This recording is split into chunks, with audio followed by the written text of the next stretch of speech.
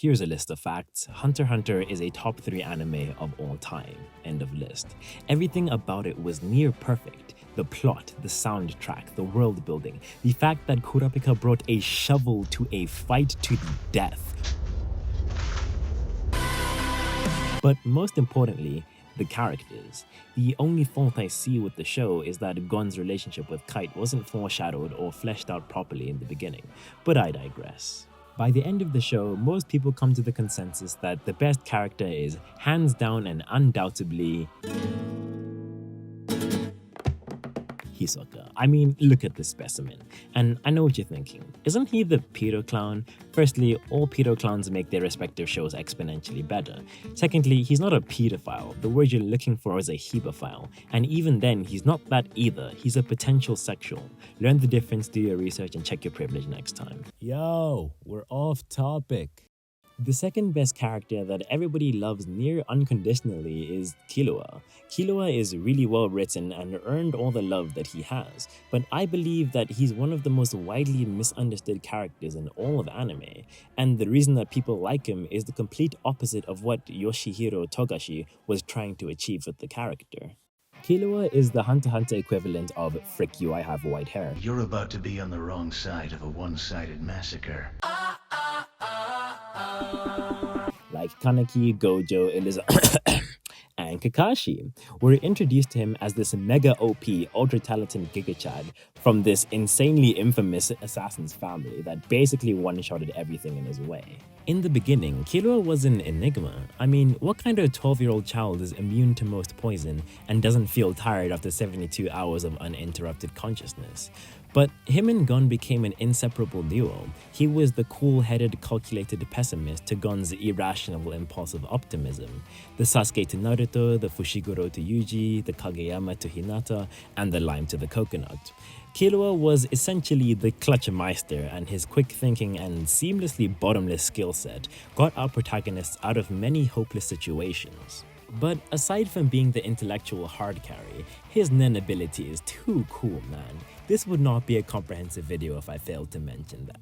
How can you dislike the kid with lightning powers? It's so shonen friendly. I see big blue flashing light, my brain is happy. Simple but effective.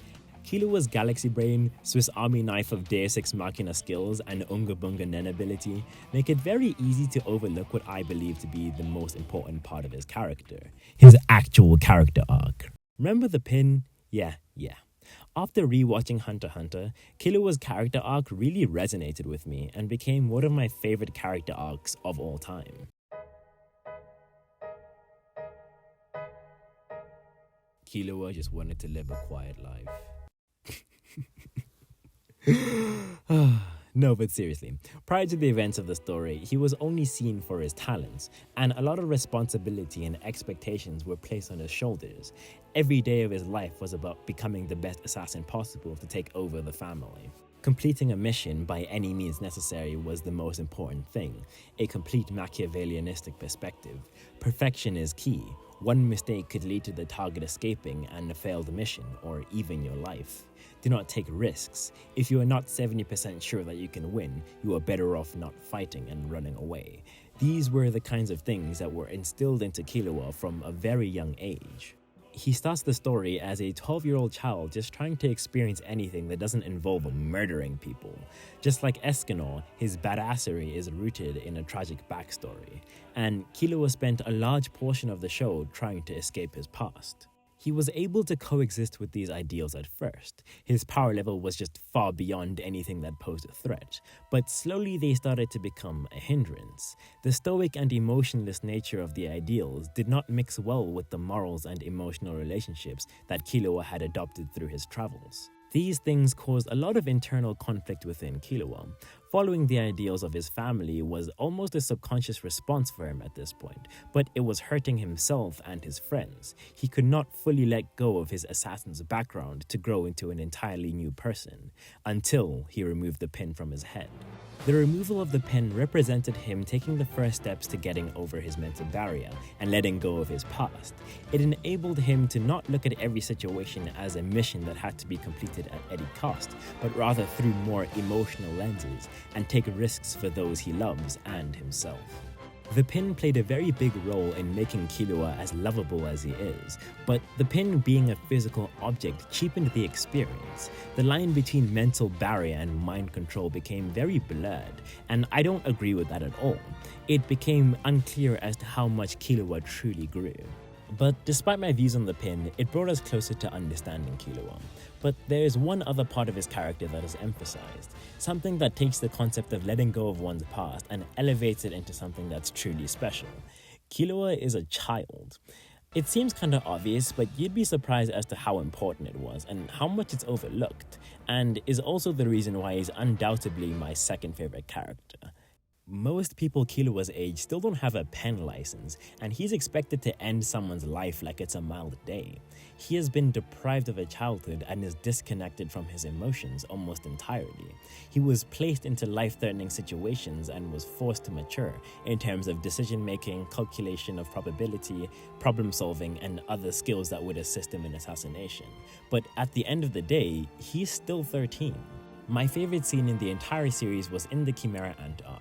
Killua had quite literally a million things on his mind. He had just finished charging himself like an iPhone battery. Okay, I'm all charged up. And was on his way to find Gon and Pitu when he ran into Palm, who everybody thought was dead.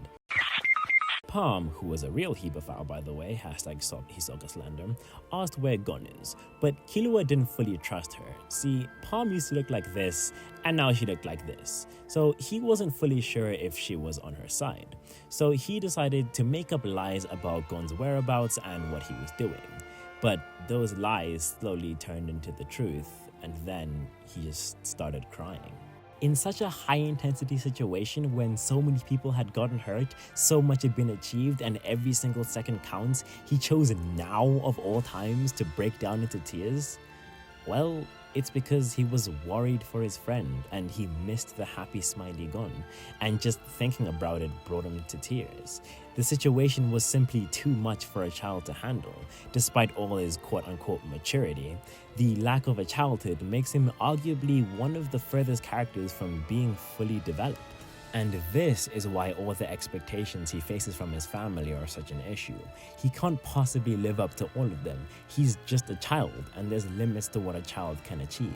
And there's also limits to what a child should achieve, and those limits can be very different. Just because he showed talent from a young age, he was robbed of his childhood. And this makes his desire to give Alukua and Thing a loving environment to grow up in more meaningful, trying to give him, them, the only thing that he never experienced. The reason I say Killua being a child is often overlooked is because by seeing him as a big brain badass Giga Chad only, that defeats the entire point of the character. His character arc highlights his nuance and humanized him. By seeing him for purely his talent and skill, it essentially perpetuates the narrative that his family were intending to push, and the value of him as a person is completely lost. And then you have the balls to say that you hate Illumi. How shameless. For the record, I don't hate Illumi. I think he's a beautifully written character, as are all the characters in this show. The character of Killua portrays the dangers of unrealistic expectations, especially when imposed on other people, and how harmful it can be. Killua has been unjustly robbed of irreplaceable life experiences, but instead of molding over the past, he tries to make a better future for himself, his friends, and his sister or brother. It really depends on the translation, really. And I eternally respect him for that. And that's why I believe that Killua is one of the most beautifully written but criminally misinterpreted characters in all of anime, because he's a child. Yeah, I guess everything sounds stupid if it's explained in basic enough terms. But I hope this video has brought you a newfound appreciation for all aspects of our beautiful bouncing baby boy, and maybe inspired you to look at some other characters in a different light, like Gohan. Was that foreshadowing for another video? Yes.